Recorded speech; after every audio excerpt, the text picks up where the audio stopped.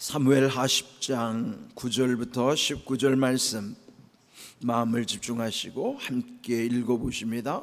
요압이 자기와 맞서 앞뒤에 친 적진을 보고 이스라엘의 선발한 자 중에서 또 엄선하여 아람 사람과 싸우려고 진치고 그 백성의 남은 자를 그 아우 아비새의 수하에 맡겨 암몬 자손과 싸우려고 진치게 하고 이르되 만일 아람 사람이 나보다 강하면 네가 나를 돕고 만일 암몬 사람이 너보다 강하면 내가 가서 너를 도우리라.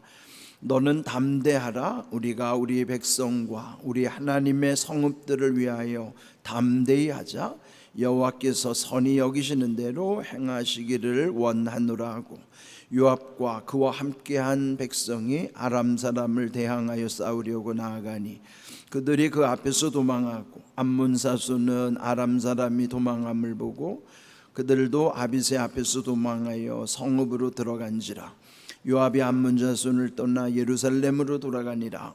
아람 사람이 자기가 이스라엘 앞에서 패하였음을 보고 다 모임에 하다데셀이 사람을 보내 강 건너 쪽에 있는 아람 사람을 불러내매 그들이 헬람에 이르니 하다데셀의 군사령관 소박이 그들을 거느린지라.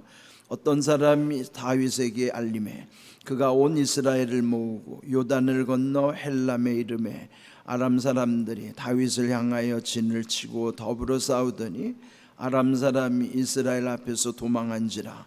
다윗이 아람 병거 700대와 마병 4만 명을 죽이고 또 그 군사령관 소박을 치매 거기서 죽으니라.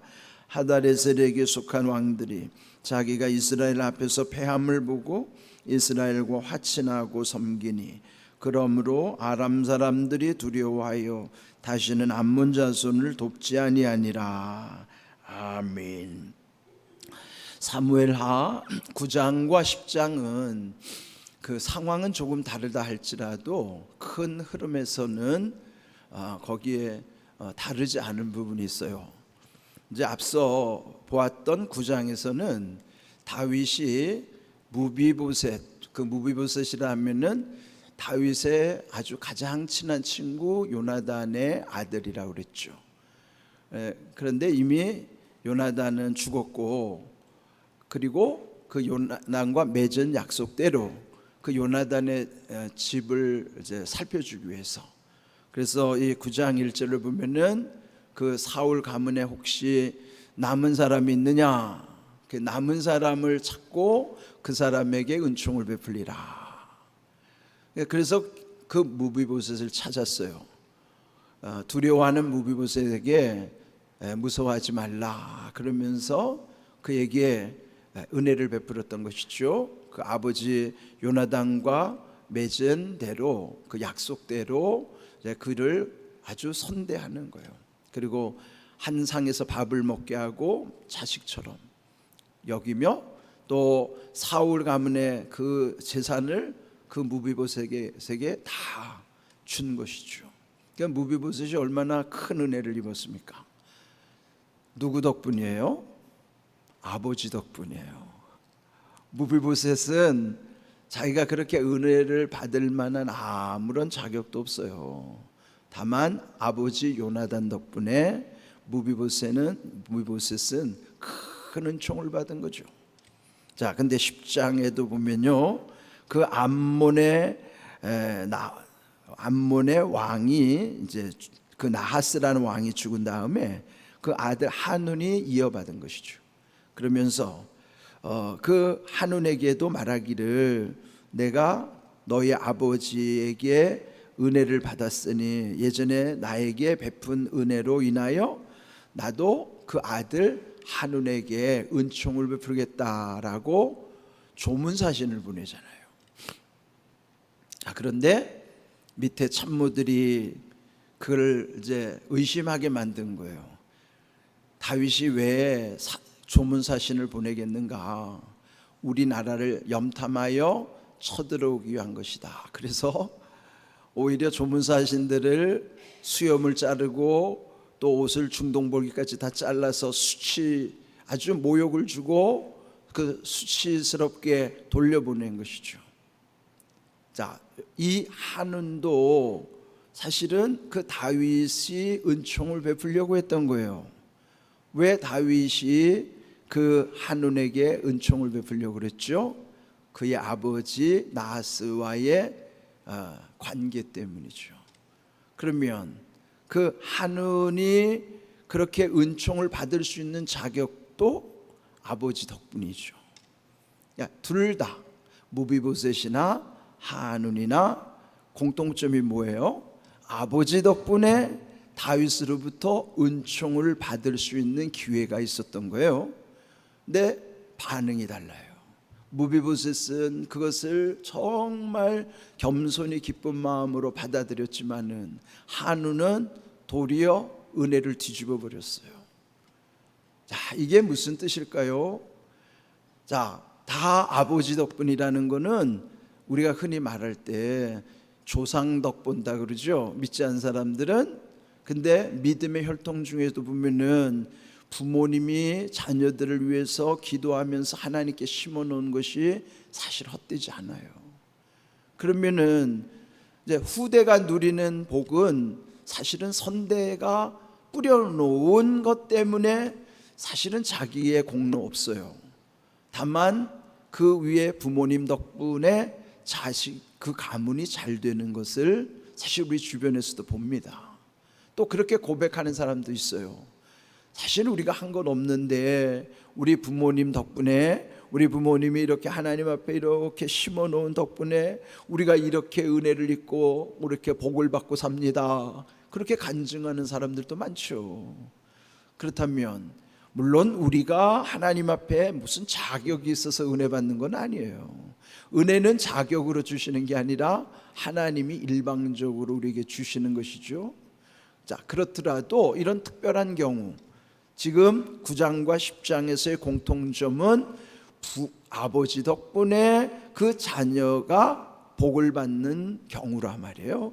그런데도 그 복을 받는 자녀들이 잘 받아들이는 무비보셋 같은 자녀가 있는가 하면은 여기에 10장에 이 한운과 같이 어리석은 자녀가 있어요.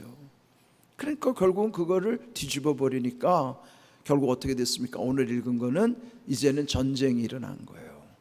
그러니까 이 말씀이 뭐냐면은 은혜를 주셔도 헛되이 여기면은 하나님의 은혜는요, 물론 우리가 볼 때는 거저 얻은 것 같지만은 하나님이 은혜를 주시는 이유가 있다고요. 그러면은 은혜를 받은 사람일수록 그걸 잘 다 관리를 해야 된단 말이에요. 근데 반드시 이 여기에 대해서 또 하나님이 찾으신단 말이에요. 그런데 이렇게 지금 헛되이 은혜를 여기면 결국은 전쟁이 일어났다는 것은 하나님의 심판의 성격이라고요. 우리도 은혜를 헛되이 여기면 이렇게 하나님으로부터의 심판을 당할 수가 있어요. 그래서 사도 바울도 고린도후서 6장 1절에 하나님의 은혜를 헛되이 받지 말라, 그거 잘 새기셔야 되는 말씀이에요. 은혜를 헛되이 받으면은 오히려 화가 되는 것이죠. 하나님은 복을 주시려고 했는데 자기가 그걸 뒤집음으로 말미암아 반대로 화를 입게 되는 거예요. 저주를 당하는 거예요. 하나님이 은혜를 예비하셔서도 은혜에 합당한 자로 사는 사람이 은혜를 누리는 것이지, 그것을 오히려 잘못 활용하게 되면은요, 그게 오히려 큰 화근이 되는 거예요. 사람 일이라는 건요, 내 계획대로, 내 마음대로, 내 뜻대로 안 돼요. 그 흔히 옛 어른들 하는 말이 그런 거 있어요. 모사제인 성사제천. 그러니까 모사라는 일을 꾸미는 것은 제인, 사람에게 있고 있을 제자죠. 성사, 일을 이루는 것은 제천, 하늘에 달려있다. 그게 뭐예요? 우리 표현으로 말하면 일은 우리가 하는 것 같아도 그것을 이루게 하시는 이는 하나님이시라, 그 말이에요. 잠언 16장 1절에도 그랬잖아요. 말의 경영은 사람에게 있어도 그 응답은 여호와께로부터 나느니라. 아주 공교로운 말씀 아니에요? 예? 공자님이 하신 말씀과 예수님이 하신 이 성경의 말씀이 이런 거는 진리이기 때문에 통하는 말씀이란 말이에요. 그러니 사람이 자기가 열심히 한다고 해서 다 되는 게 아니에요. 그 뭐예요? 하나님이 도와주셔야 된다는 말이죠. 예수님도 말씀하시잖아요. 요한복음 15장 5절 포도나무에 비유해서 너희가 나를 떠나서는 아무것도 할 수 없느니라. 그렇습니다. 우리는 주님 떠나면 아무것도 할 수 없는 존재라는 거 인정하고 살아야 돼요. 그런데요, 이번에 미국 대통령 선거를 앞두고 지난 토요일 날 트럼프 피격 사건이 있었잖아요. 여러분, 그게 시사하는 바가 얼마나 큰지 몰라요. 불과 120m 거리에서 정조준하고 쏜 총알이, 그것도 9발이나 총성이 울렸는데 트럼프의 귀를 오른쪽 귀만 살짝 스치고 지나간 거예요. 그런데 그 미국의 사람들이 뭐라고 얘기냐면은 지금 트럼프와 바이든이 싸우는 거예요. 지금 이 다음 대통령이 누가 되는 문제는요, 트럼프가 78세고 바이든이 81세예요. 바이든이 조금 형님이죠, 3살. 그런데 이 총격은 트럼프가 당했는데 결국 대통령 선거를 앞두고 치명상은 바이든이 입었다는 거예요. 그것 얼마나 아이러니해요. 트럼프는 총 맞아가지고 이제 대통령을 따놓은 거예요. 그 선거는 하나만 한 선거가 돼버린 거예요. 이게 보통 사건이 아니에요. 예? 지금 이 바이든은 이제 이길 길이 없어요. 아니, 만약에 트럼프가 총에 맞아 죽었더라면은 이건 뭐 엄청난 사건인데 오히려 살짝 귀만 스치고 지나갔는데 모든 미국의 여론이 이 트럼프한테로 가는 거예요. 그래서 그 표현이 얼마나 흥미롭습니까? 아니, 총은 트럼프가 맞았는데 치명상은 바이든이 입었다. 참 이게 인생의 아이러니예요. 그러니까 여러분, 이게 사람 뜻대로 되는 게 아닙니다. 문제는 하나님이 도와주셔야 되고 하나님의 은혜가 있는 사람은 되는 거예요. 믿지 않는 사람들이 하는 얘기가 뭐예요? 머리 좋은 사람도 노력하는 사람 못 따르지만 아무리 노력해도 운 좋은 사람은 이길 수 없다. 그러니까 운 좋은 사람은 절대 이길 수 없다고 세상 사람들도 말하죠. 이걸 우리식으로 표현하면 하나님의 은혜 받은 사람은 누구도 이길 수 없어요. 하나님이 함께 하셔야 돼요. 그러니까 여러분 보세요. 이게 우리가 한다고 해서 다 되는 일이 아닙니다. 여기에 지금 이 다윗이 은혜 베푼다고 하는 건 하나님이 우리에게 은혜를 예비해 주신 것도 은혜를 받을 내가 어떻게 반응하느냐에 따라서 그게 엄청나게 내 삶에 달라지는 거예요. 근데 여기 지금 10장에서는 결국 전쟁이 일어나는 거예요. 그래서 이제 오늘 읽은 9절에 보면은 요압이 10절에 보면은 그의 아우 아비새와 함께, 이 요압 삼형제가 있었죠. 요압, 아비새, 셋째가 아사헬이라고, 그는 아브넬한테 죽었어요. 그래서 요압이 아브넬을 복수했죠. 그런데 여기에 이 요압이 얼마나 싸움을 잘하는 전략가인지. 근데 다윗은 불편한 인물이에요. 다윗의 말을 잘 순종 안 하거든요. 지 멋대로 하는 경향이 있어요. 그런데도 이 요압과 자기 아우 아비새가 전쟁에 출전하면서 모든 걸 다 준비하는 거예요. 그럼 11절에 말하기를 아람 사람이 나보다 강하면, 이 지금 아람이 왜 등장하는가? 암몬과 싸우는데 지금 아람이 큰일 난 거예요. 이 전쟁 자기들이 감당할 수 없는 전쟁이니까 북쪽에 있는 아람의 용병들을 사다가 지금 이 전투력을 보강한 거예요. 그러니까 아람의 막강한 군대들이 지금 여기 와서 암몬을 돕고 있는 거예요. 연합군이죠. 그러니 이 요압과 아비새도 얼마나 신중하겠어요? 그러면서 둘이 말하기를 만일 아람 사람이 나보다 강하면 네가 나를 돕고, 또 만일 암몬 자손이 너보다 강하면 내가 가서 너를 도우리라. 이제 군사를 두 쪽으로 나눠 가지고 지금 요압이 이끄는 군대와 동생 아비새가 이끄는 군대가 협공을 하다가 상황에 따라서는 어느 쪽이 불리하면 서로 돕자. 그러니까 그들 나름대로는 아주 전략을 치밀하게 세우는 거예요. 필요하죠. 우리도 무슨 일을 하든지 계획도 치밀하게 세우고 최선을 다하는 거 필요해요. 그런데 거기서 끝나는 게 아니라 12절 요압이 이렇게 말합니다. 너는 담대하라. 우리가 우리 백성과 우리 하나님의 성읍들을 위하여 담대히 하자. 여호와께서 선히 여기시는 대로 행하시기를 원하노라. 그게 뭐예요? 자기들끼리는 최선을 다했다 할지라도 결론은 여호와께서 선히 여기시는 대로 행하기를 원하노라. 그게 뭐예요? 하나님이 함께 하시기를 원하는 거예요. 최선을 다하더라도 하나님이 함께 하시기를 기도해야 되는 거예요. 우리가 무슨 일을 하든지 그래서 하나님이 도와주시고 하나님이 보시기에 선하게 여기는 일에 힘쓰는 거예요. 담대하라. 우리가 우리 백성과 하나님의 성읍을 위하여 담대히 하자. 담대히 하라. 담대히 하자.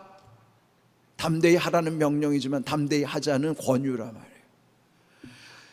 이런 위기 상황에서 담대한다는 게 쉽지 않죠. 그러나 결론은 이 싸움을 그렇게 준비하고 왔는데도요, 결론은 싸우지도 않고 이기는 싸움이 됐어요. 13절을 보면은 요압과 그와 함께한 백성이 아람 사람을 대항하여 싸우려고 나가니 그들이 그 앞에서 도망하고, 14절도 암몬 자손 아람 사람이 도망함을 보고 그들도 아비새 앞에서 도망하여. 그러니까 요압도 아비새도 싸우러 갔지만은 그들이 겁을 먹고 달아난 거예요. 그러니 싸우지도 아니하고 이긴 거죠. 자, 최선을 다했어요. 하나님이 도와주시기를 기도했어요. 그리고 나갔는 데는 싸워보지도 않고도 이기는 싸움. 이게 하나님이 함께 하시는 때에 하나님이 주시는 은혜를 경험하는 것입니다. 우리가 무슨 일을 하든지 때로는 맞서서 이기기도 하지만은 피해서 감당하기도 하시지만, 그러나 싸우지 않고도 이기게 하시는 방. 마치 트럼프가 그 총상에 살짝 비껴함으로 별로 힘들지도 않게 이 선거를 이기게 되는 것처럼, 이게 우리 인생 살다 보면은 하나님이 도와주시면 되는 거예요. 그러나 요즘 한운처럼 하나님의 은혜를 헛되이 여기면은 결국 이렇게 몰락할 수밖에 없는 거예요. 잘 되면 잘 되는 비결이 있고 망하면 망하는 비결이 있어요. 제일 불쌍한 사람이 뭘까요? 이렇게 한운처럼 은혜를 받을 자격이 있는데도 망하는 사람. 우리의 입장에서 보면은 아니 예수 안 믿다가 지옥 가는 거 당연하죠.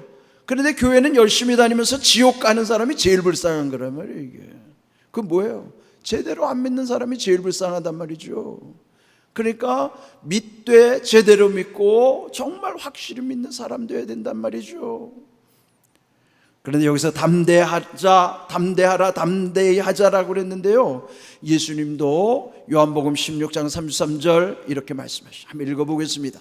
이것을 너희에게 이르는 것은 너희로 내 안에서 평안을 누리게 하려 함이라. 세상에서는 너희가 환난을 당하나 담대하라, 내가 세상을 이겼노라. 아멘. 그랬어요. 예수님도요, 담대하라. 왜 담대하라?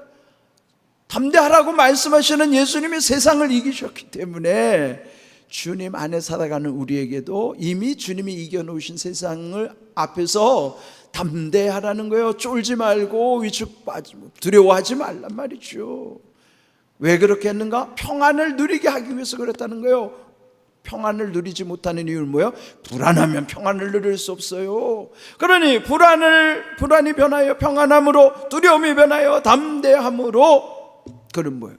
예수님이 이미 세상을 이기셨기 때문에 우리도 예수님 안에 있을 때는 또 이렇게 평안함 가운데 담대할 수 있는 것이에요. 우리가 신앙생활의 유익은요, 예수님 덕분에 불안이 변하여 평안함으로, 두려움이 변하여 담대함으로 세상을 이기신 예수님과 더불어 살아간다고 하는 게 얼마나 귀한 일인가. 이런 은혜를 우리는 받고 살아가는 사람들입니다. 누리셔야 돼요. 평안을 누리라고 그랬잖아요. 누리라는 표현의 구체적인 의미는 즐거워하고 기뻐하라는 거예요. 즐기십시오. 누리셔야 돼요. 은혜를 누리시란 말이에요. 이런 귀한 말씀 마음에 새기시고 오늘도 어떤 형편에 있든지 이 말씀 가운데 평안함과 담대함으로 여러분의 삶이 더욱 온전히 이루어질 수 있기를 주님의 이름으로 축복합니다. 아멘.